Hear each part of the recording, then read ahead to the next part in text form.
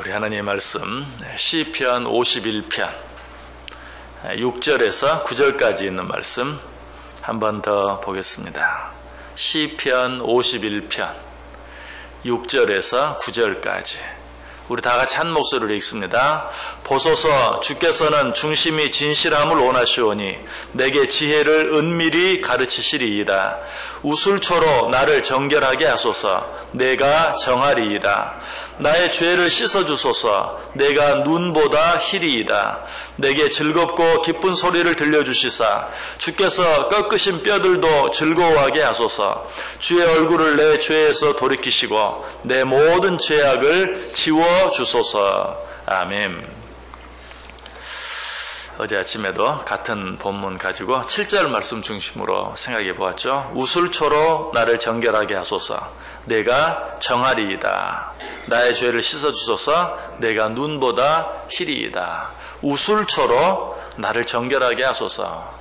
자, 이 기도가 무엇에 근거한 기도라고 그랬습니까? 6월절 의식에서 비롯된 것이다. 하나님께서 이스라엘 백성들이 출애굽할 때 우술초 묶음으로 소와 양의 피를 찍어서 내 문 임방과 좌우 설주에 발라라. 그러면 내가 애굽의 모든 장자들을 칠 때 그 피를 보고 그 집을 넘어가겠다 라고 말씀하신 그 의식에 근거해서 오늘 다윗도 뭐라고 말해요? 우술초로 그 6월절 때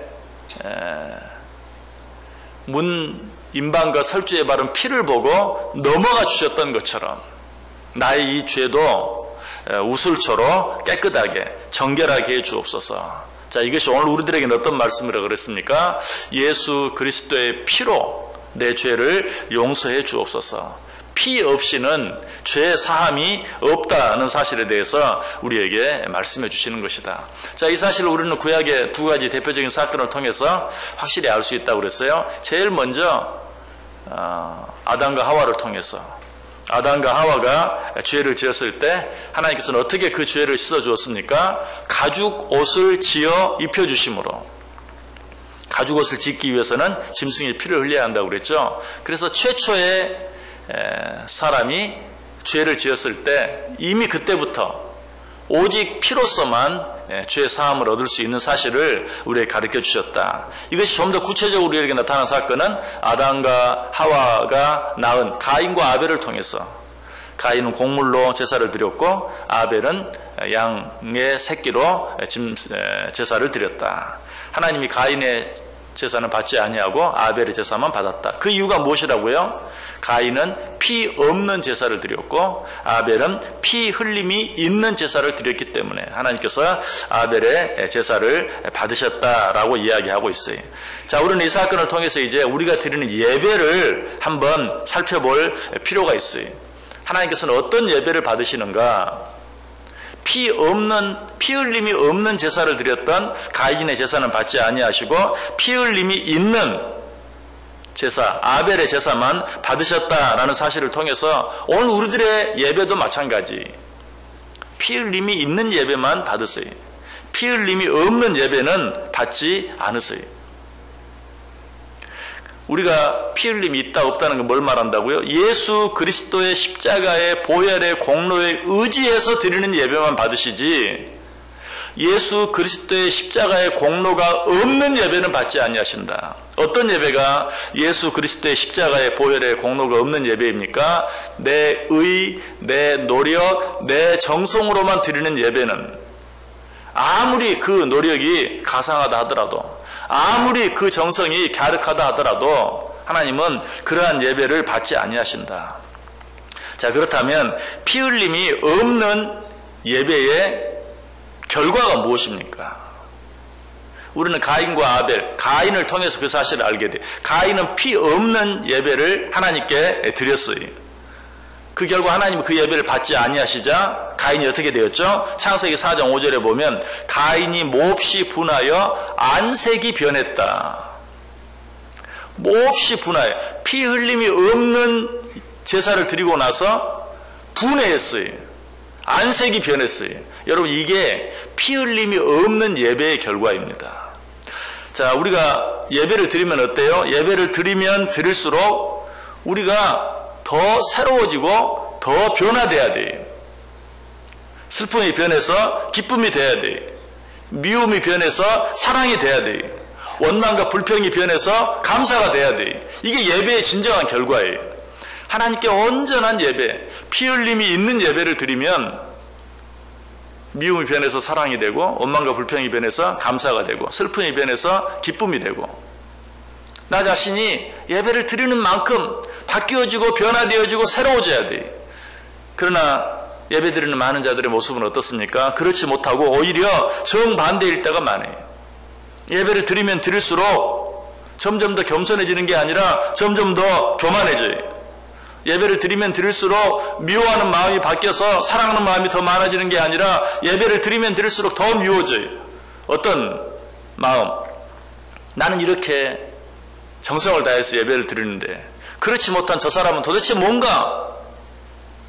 내가 그렇게 정성스럽게 예배를 드리지 않으면 그런 마음이 생기지 않을 텐데 나는 정말 나의 모든 노력과 모든 정성을 다해 예배 드리는데 그러지 못한 사람을 보면 어때요? 막 분해해. 저런 사람과 함께 예배를 드린다는 것을 나는 용납할 수 없다. 나는 참을 수 없다.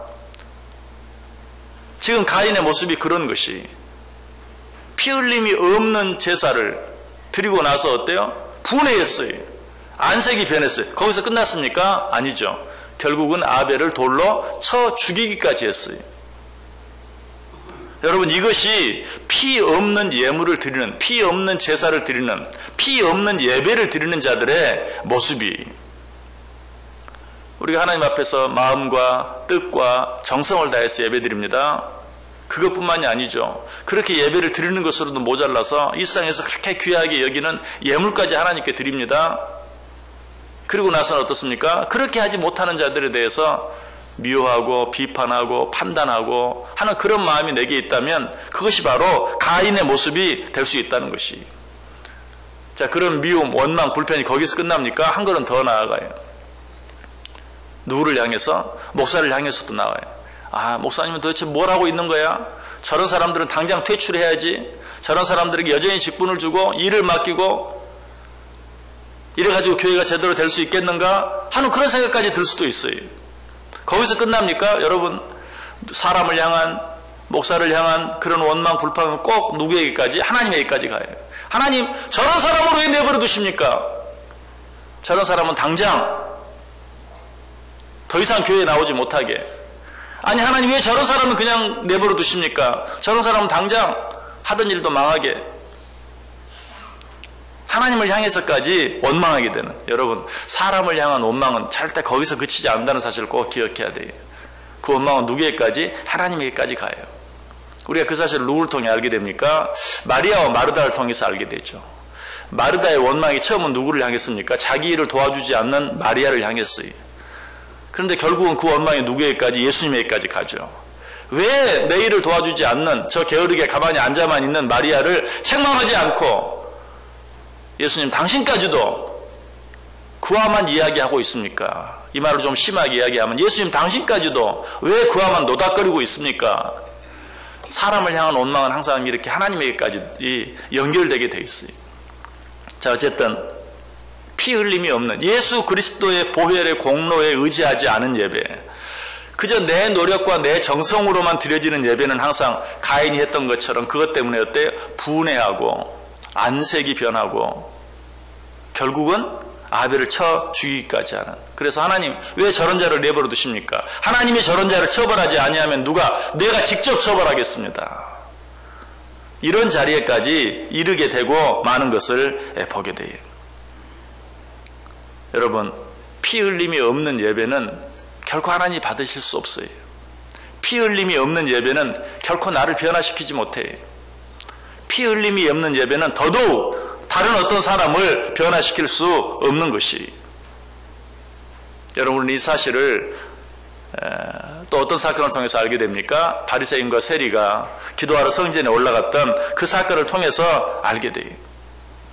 바리새인과 세리가 똑같이 기도하기 위해 성전에 올라갔어요. 그러나 바리새인은 뭐라고 말합니까? 나는 저 불의한 자와 같지 않습니다. 나는 저 토색한 자와 같지 않습니다. 나는 저 간음한 자와 같지 않습니다. 나는 일회에 2번씩 금식합니다. 나는 11조까지 드립니다. 그리고 한 가지 더 하죠. 나는 저 세리와도 같지 아니합니다. 하나님이 그 바리새인의 기도를 들으셨나요? 듣지 않았어요. 오히려 누구의 기도를 들으셨죠? 세리의 기도를 들으셨어요. 세리는 어떻게 기도했습니까? 감히 성전에 가까이 나아가지도 못하고 멀리 하면서 하늘을 우러러 보지도 못하고 주여 나는 죄인으로소이다. 그러나 하나님께서 뭐라고 말했다고요? 그 세리가 저 바리새인보다 더 의롭다 함을 받았느니라 라고 그 세리의 기도를 받으신 것을 보게 돼요. 자, 우리는 이 사실을 통해서 하나님이 받으시는 예배, 하나님이 받으시는 기도, 하나님이 기뻐하시는 믿음이 무엇인가를 알게 돼요. 오직 피 흘림이 있는,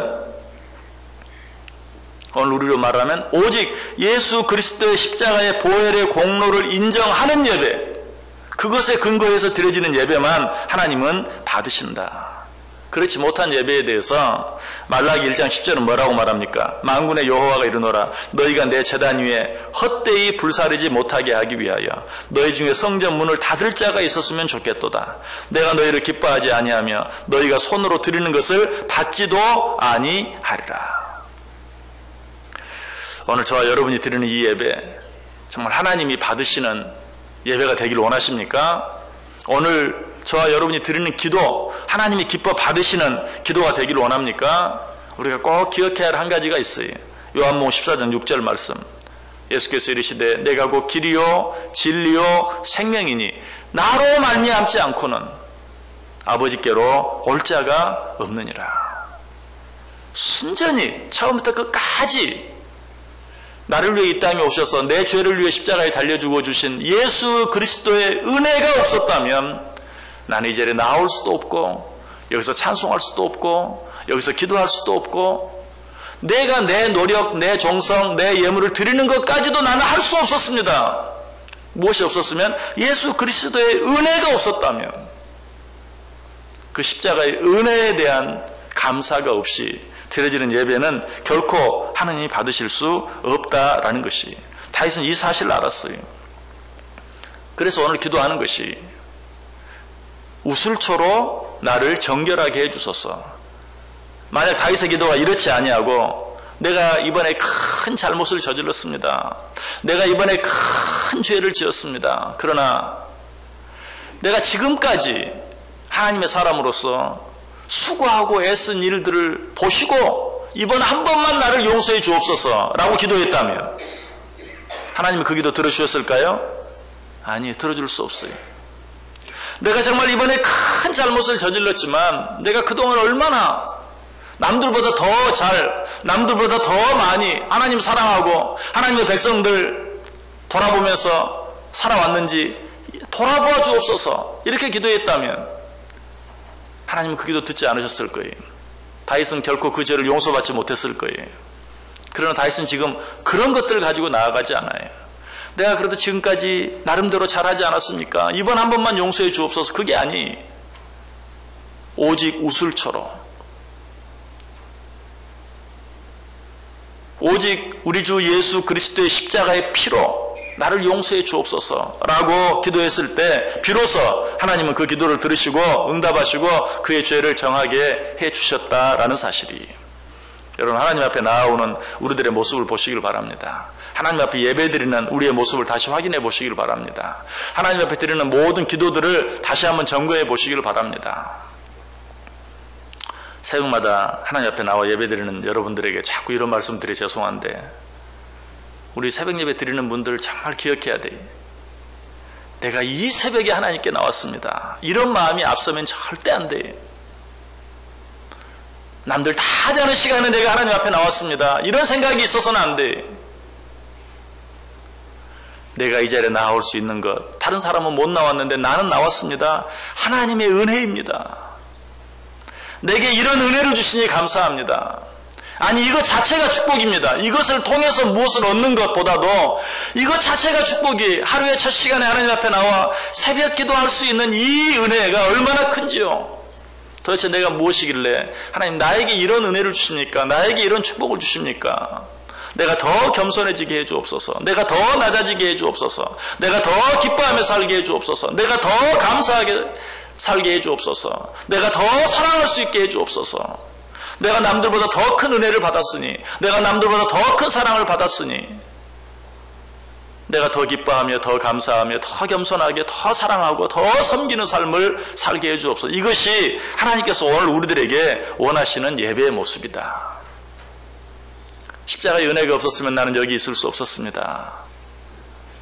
라는 그 마음으로 기도하고 찬송하고 예배하고 예물을 드릴 때 하나님이 그것을 기쁘게 받으신다. 오늘 이 다윗의 기도가 저와 여러분의 기도가 되기를 원해요.